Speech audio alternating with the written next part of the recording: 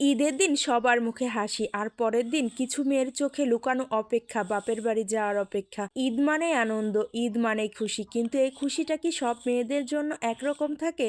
না, একরকম থাকে না। বিবাহিত মেয়েদের জন্য ঈদ যেন একটু অন্যরকম। তাদের ঈদ হয় আসলে ঈদের পরের দিন।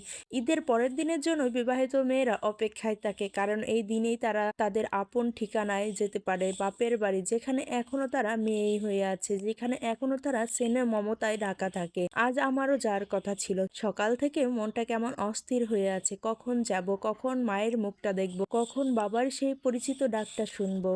কিন্তু এখনো যাওয়া হলো না। আকাশটা আজ কেমন যেন মন খারাপ করে আছে। ঘন কালো মেঘে ঢেকে গেছে চারিদিক। মনে হচ্ছে যে কোনো সময় বৃষ্টি নেমে পড়বে। আর এরই মাঝে নতুন ঝামেলা আবিষ্কার হলো। টিনের চালের উপর গাছের শুকনো পাতা জমে আছে। বৃষ্টি নামলেই সেই পাতার জন্য পানি ঠিকমতো নামতে পারে না। পানিটা লালচে আর নোংরা হয়ে যায়। আসলে আমাদের রান্না করার পানির অনেক সমস্যা। পুকুরের পানি আনতে হয় অনেক দূর থেকে। এখন পুকুরের পানিগুলো শুকিয়ে গেছে। এর জন্য রান্না করার জন্য বৃষ্টির পানিই একমাত্র সম্বল।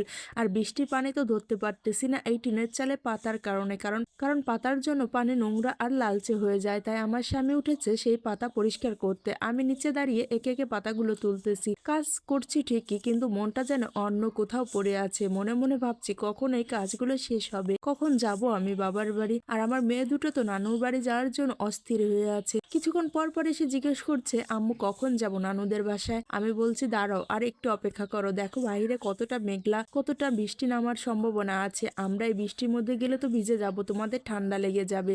আর একটু অপেক্ষা করো, আকাশটা পরিষ্কার হলেই আমরা নানুর বাড়িতে যাব।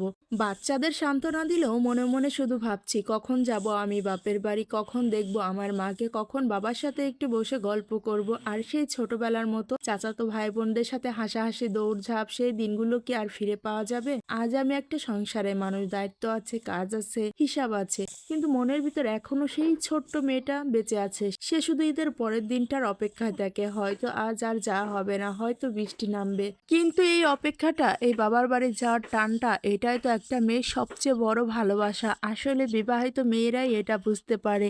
এর জন্যই তো বলি অবিবাহিত আপুরা বাবার বাড়ি যতদিন আছো সুন্দর করে ঈদগুলো উপভোগ করো। আসলে বিয়ের পর এইভাবে আর ঈদ উপভোগ করতে পারবে না। আর পুরুষ মানুষ তারা তো বুঝতেই পারবে না এই অপেক্ষাটা। তারা তো সবসময় বাবা মার সাথে ঈদ করে, ওটা তো মেয়েদের জন্যই হয়।